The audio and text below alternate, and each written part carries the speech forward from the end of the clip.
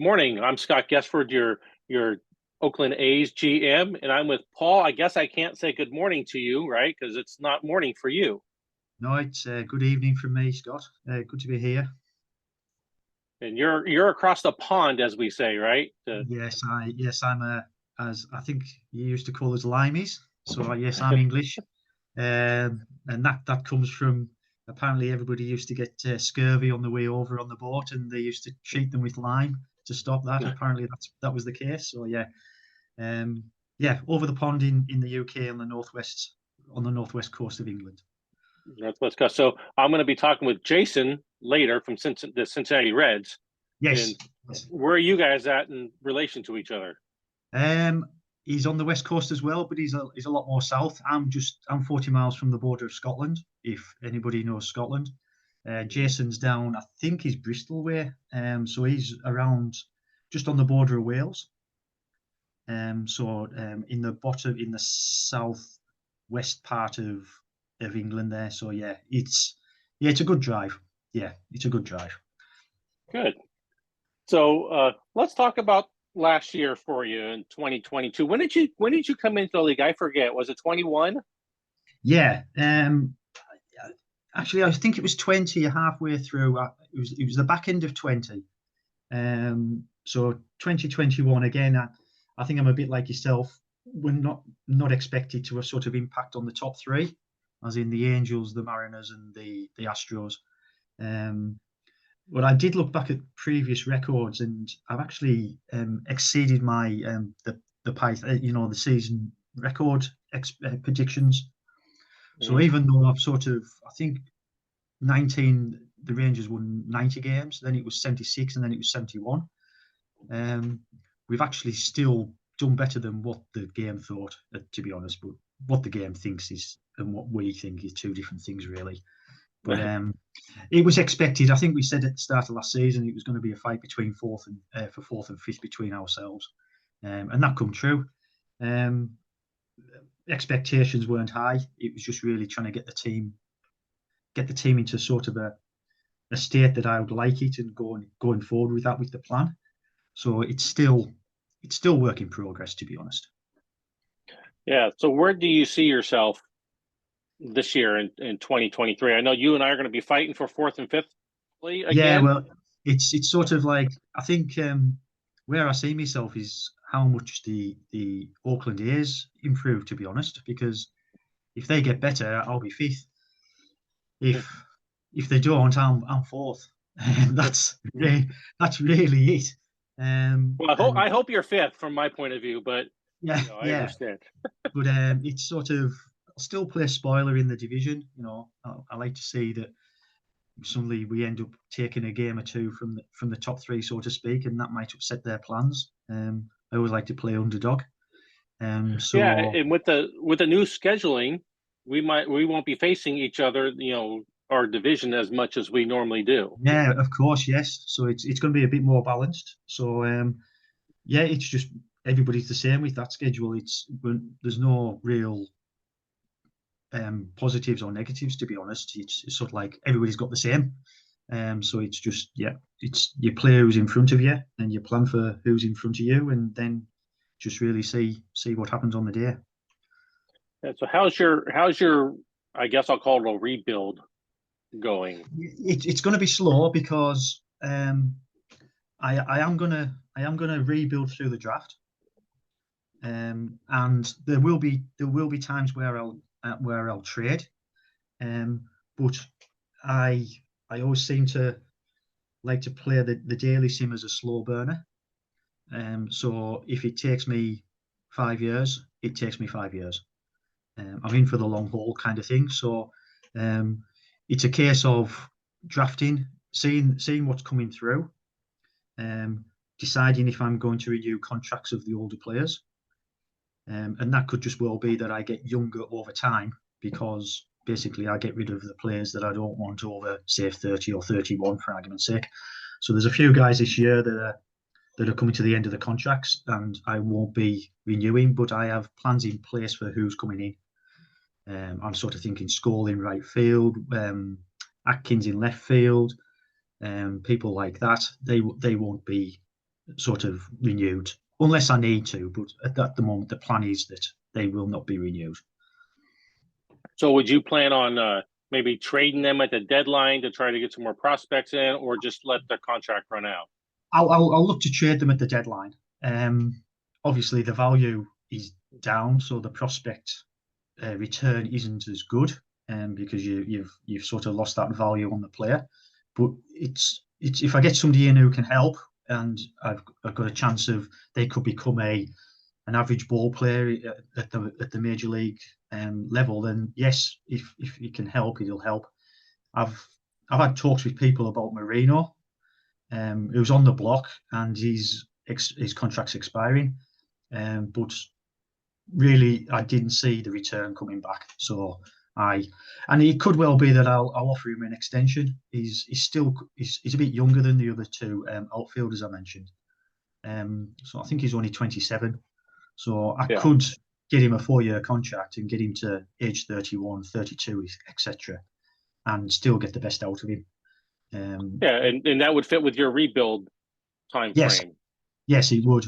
So it'd be on the back end of that. So yeah, it's just really see what happens. I mean, people have needs at the time, and there'll be teams that are going for it, teams that aren't, and we just fit into the ones that aren't, unless there's something amazing happens in the game. And then it's just a case of see if I can get any value for the players that the contracts are expiring. Cool. So let's look at your pitching staff. We'll start off with your starting rotation, then we'll move into your bullpen. As I look at the game right now, you have 6 people in your starting rotation. Yeah. Is that normal for you? Is that your plan? Not typically. Saying that the Japanese league that I play in, it is a 6-man rotation because that's how they do it. But in this one, I just found that there was I had too many pitchers to be up there at the time, so I just decided to go with 6 men. We weren't going to be competing. It was a case of, let's get them in and then see how they go, so to speak. So as it stands at the moment, those 6 are still there. But with the addition of Chapman, who I picked up on the waivers, I have picked up a couple of people on the waivers over the off season that I think could help. And Chapman's one of those. And he'll sort of fight with Jackson and Court for one of the spots. I need a lefty in there at the moment. I'm still sitting with them and Gavio, but the rest of them, Caprillion, Wagner, and Collins are in, and then it's Gavio, and then it's 2 of the Jackson, Court, and Chapman, and that could come down to Court getting the spot at least one, because I think he's out of options.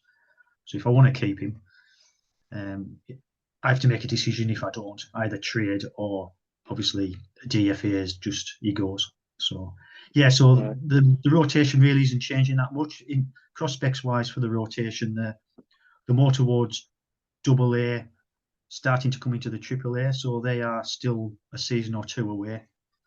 So I can, it's pretty settled, to be honest. That. Okay. And what about your bullpen? As I look at it, you have a couple of stoppers, but you don't have a trip closer. I mean, how do you normally set that up? Yeah, I went to the stopper philosophy a couple of years ago in another league, and it worked quite well for me. I had a strong bullpen, obviously, as well.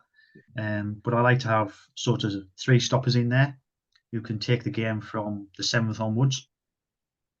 Obviously that's if we're winning. So we've got the likes of Birdie, who I believe is, to be honest, on my sort of projections, he's the best player on the staff and the major league roster, to be honest, as well. I think the givens are Birdie, Wiley, Higginbottom, Leonard, and Lee. And then I've got a number of I've got 8 listed here of really 8 players who could fit in there. I picked another 2 up off the DFA, Gallio and Raymond. Raymond was just coming off a bad injury, I think. And I picked up a guy in Rule 5 called Bosquet, who's listed as a first baseman, but he can be a reliever as well. So I'm going to sort of tinker with a part-time two-way player, so to speak. He will be back up at first base, and he's an option as well. And I would say he's going to have to be on the major league roster anyway. So I think he'll take one of the places. And like I said, I've got O'Neill, Austin Hill, Tankio. Sort of, they're the ones who will fight for the rest of the spots. But we'll see what goes on in spring training, to be honest. Yeah, it'd be interesting to see about having a two-way relief pitcher. Yeah, it's something I haven't done, and I'll just have to wait and see how it goes. Like I said, I think he'll platoon with Rodriguez, and most probably go against lefties. So that'll sort of narrow or lower his at bats, so to speak. And then the rest of the time he can be in the bullpen, and we'll just see how it goes. To be honest, like I said, it's an unknown to me as well, so we'll just have to see how it plays out. Well, and I'm sure a lot of eyes will be watching that because there may be some of that going on down the road. Yes, exactly. Exactly. So how would you see your 2023 lineup as of right now? I know it's early. I know it's preseason. Yeah, I have. Again, it's pretty settled to what you're seeing in front of you now. If I go around, it's Realmuto at catcher. There's a bit of a question about Portnoy being the backup. I've got Mac Watton at AAA, who is stats-wise he's good, defensively he's good. Portnoy sort of struggled last year, so I think there's going to be a bit of a spring training battle there to see who gets that spot as the second one. First base will be Rodriguez and Bosquet, as we mentioned. Marino at second. We picked up the guy Gray from, I think it was Cincinnati, or was it Pittsburgh? It was a free agent. Yeah, I can't remember. I'll look myself. Yeah, he was in AA or AAA last year. I'm sorry. Yeah. Yeah, and he come from Tampa, was it? Durham? Durham, yes. Yeah, Tampa. Yeah. So I picked him up really. He's an upgrade on the defensively, and he's got the tools I like, where it's contacting, avoiding Ks, etc. So he's a bit of paid a lot, but I did have the money to do that. I think we've got him for 3 years, and then he hits arbitration. So that was in my eyes a bit of an upgrade from what we had last year. At shortstop, we've got Murray and Moore, and they'll sort of interact. Murray was picked up. He's there really for leadership. I like to have a lot of leadership on the team, and I picked him up. I think it was at the start of last year, and he can platoon with Moore, and Moore can move about the infield as well. The outfield is Atkins, Rivera, and McKenzie will platoon at centre field. Atkins will be at left field, and then Skoll at right field. But we've also got this guy called Kern, he's a second baseman, but he can actually play a bit of outfield as well. So I like to have a bit of flexibility in my lineups position wise. So again, there hasn't been much change, really, because that's what I want to go with at the moment. I'm not looking to spend big. I did have a look at Seager, the second baseman who ended up in Seattle. I was sort of tempted with that, thinking if Marino goes, but yeah, I decided not to in the end. So you kind of touched on it as you went through. I was gonna ask you how you do your lineup construction, stuff like that. I mean, obviously, like speed at the top, somebody can get on base. Yeah. And then it's more like the old traditional left, right, if I can get that. So it's sort of, and I will platoon a bit as well. Centre field's more or less, really going to be a big platoon.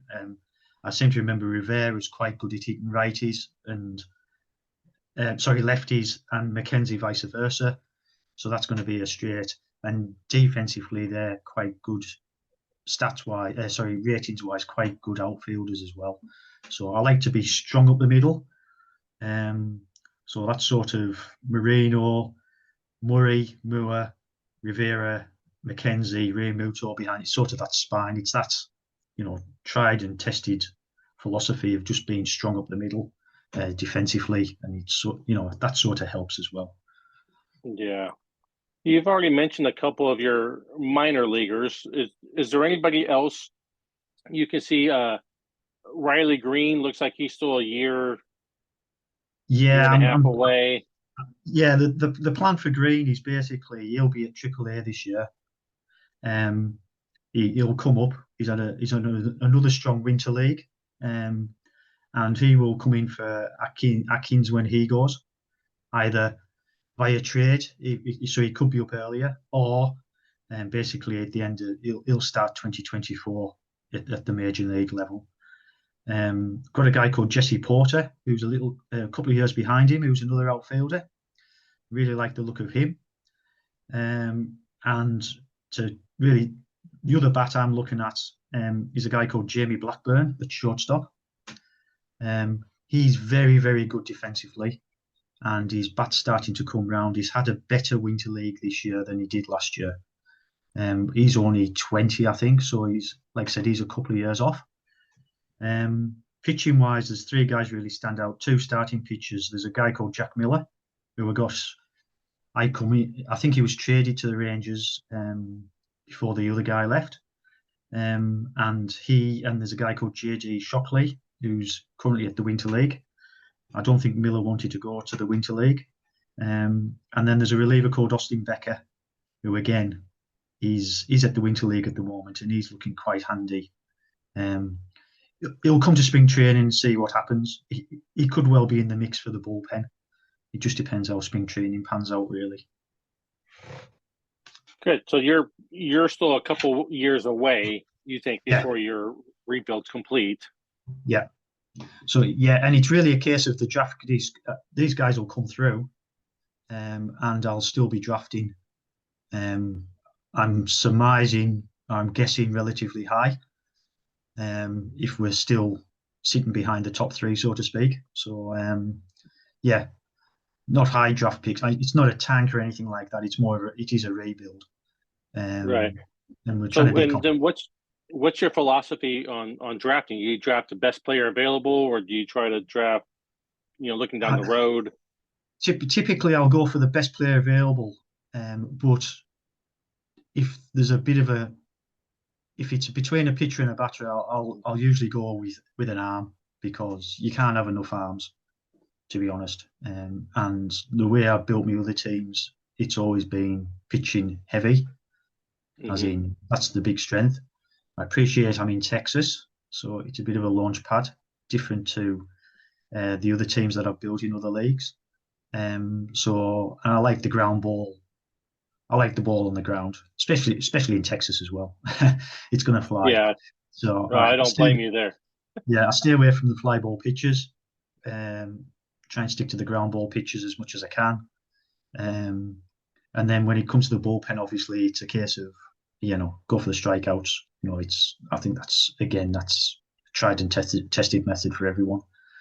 But it's built through the draft, consolidate through the draft as we start to get stronger as well. And it could well be at the back end of it, there's players get traded. We'll just have to wait and see. It's just really see how the prospects come out, because at the moment there's still prospects. Nothing's guaranteed with a prospect. Right. So you can have the best prospect. You can have the best farm system in the world, but if they don't come through and produce at the major league level, then it's been a waste of time, to be honest.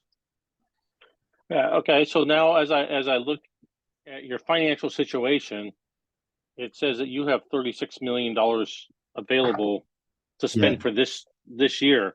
What's your philosophy on that? Will you go buy a big agent and then maybe try to sell them off at the deadline, or do you put more in development and scouting? I'll put more into development and scouting, and I'll ask if you don't mention that figure too much, because the wife's listening, and if she thinks that she can actually go and spend $62 million. I understand that. Yeah, no. To be honest, the roster's full, so people would have to move to be. If I wanted to bring somebody in like that, I would have to move someone out as well. That isn't saying I won't do it, but I'll just keep my eye on it. I've got the flexibility to do that if I want to. I've got there's a decent size of money as well for extensions, but to be honest, there's not, apart from Marino, there's no real plans for anybody else to be renewed, to be honest. So financially, I think next year we've only got 76 million on the tab at the moment. That'll be down from 116, but signing Marino will obviously increase that. So financially, I'm not hoarding it, but I'm not going to spend it just for spending's sake, so to speak. If something comes along, something comes along. If somebody offers, I've seen in this league, and I haven't seen it as much in others, that people will offer a high salary player, but then offer a prospect on the back of that. So that gives me scope to do that if I can, with that money to being there. So it's flexible. I'll put it away for a rainy day at the moment. There you go. That is very popular in this league. You sign somebody long term, and as they get to the end of it, yeah, you sell them off with a prospect and get rid of that contract. Yeah, and if I've got the facility to do that at the time, and we're in a position to do that, then yeah, I'm all ears. We'll just have to play, like I said, play it by ear. Cool. All right. So how do you see 2023 playing out for the Rangers? About the same as last year. It's going to be, yeah, the pitching. I thought it would be better. From what I see as ratings, I thought they would have done better. So maybe it was just an off season. The bullpen was as good as I thought it was going to be. Some people didn't really play very well with the bat, which I hope is going to be it was a down year and there's going to be a comeback year this year. Again, it's down to me and you who gets fourth and fifth. Well, I hope it's just you. Well, if it's me, I get a higher draft pick. There you go. You got to look at it from a positive point of view, right? I'm sitting in there with like half the payroll that you guys get. Yeah, all the other teams, but that's okay. It's a good challenge. It is for both of us. It's a different challenge. Yeah. Yeah, I was looking at the predictor for this year. I can't find it now. Let's see. Preseason predictions. It says Houston and Seattle are going to both end up with 97 wins. Yeah. The Angels are only going to have 78 wins. Yeah. I would have 74 and you would have 73. Well, that's all right then. Yeah. Well, that plan will work out then, won't it? It's I'm just looking now at who's below 73 wins to see where I'll draft. That's well, yeah. 1, 2, 3. Yeah, about 4 or 5, I think. Yeah, you'd be the fourth record in the American League. Yeah.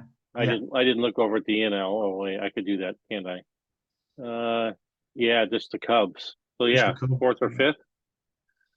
But I don't know. I don't see the Angels falling all the way down to 78.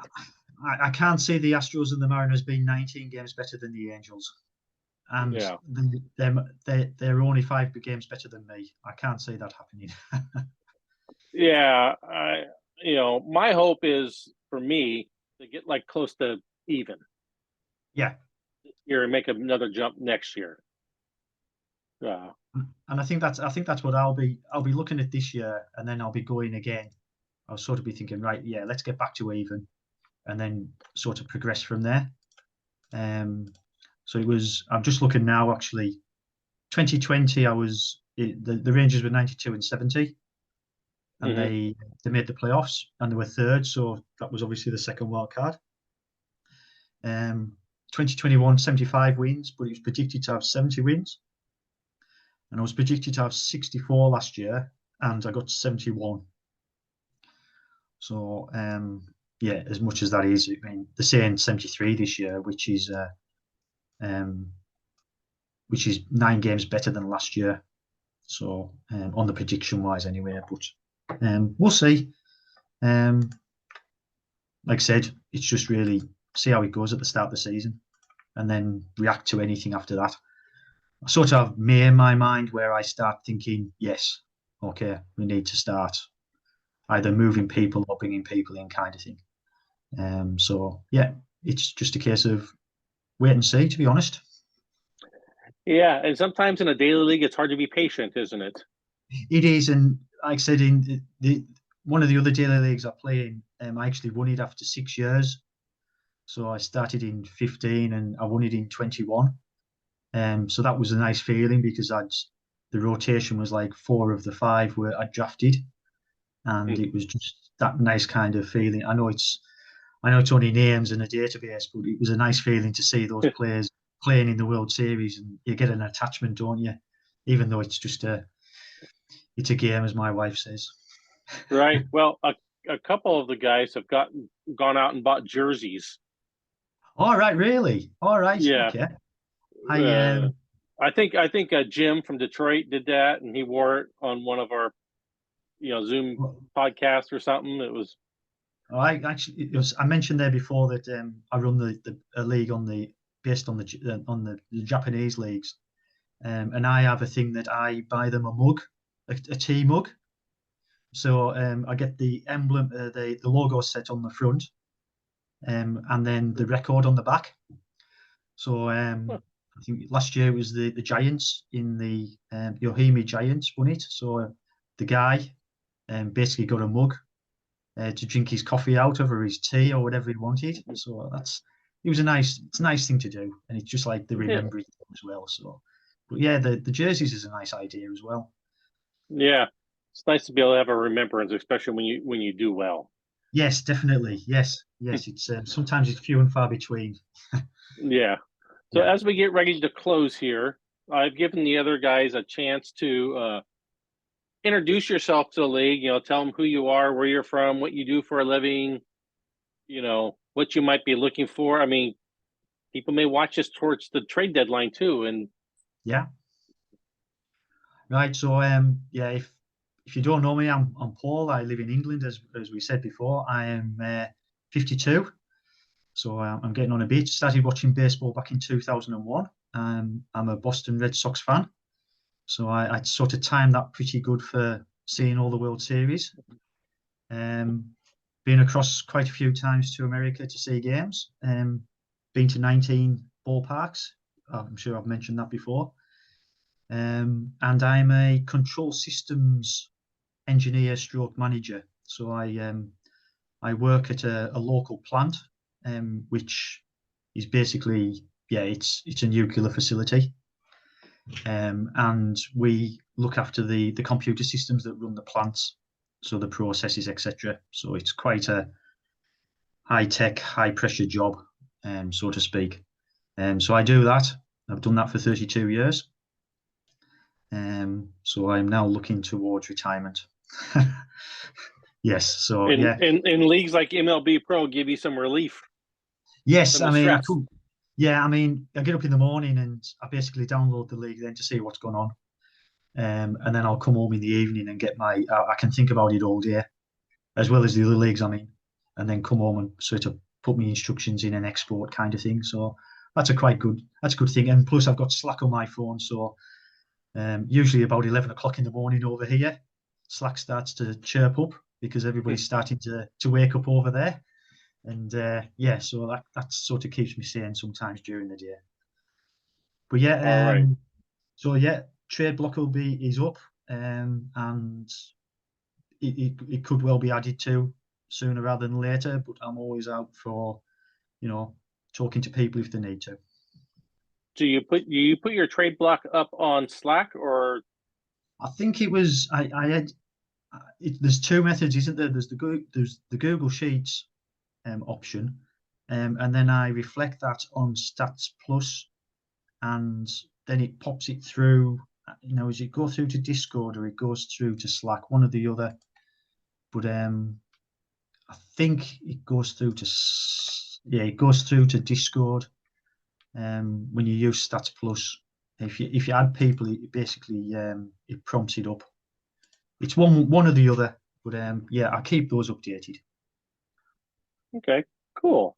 Well, for me, it was nice getting to put a face to the name, Yes, and yes, it's too bad we're in the same division. It's hard to trade within your same division because you don't want to play the other player you yeah. traded that many times. I used to watch American football, and they always used to say you don't trade in your own division. And I've took that onto baseball. I don't, I'm afraid. Oh, it's very rare. Yeah, Yeah, I understand that. So, yeah, great talking to you. And I'm going to stop the recording. If you want to stay on and chat for a minute, we can do that. great. All Thanks. right. Thanks a lot. Where is my record button?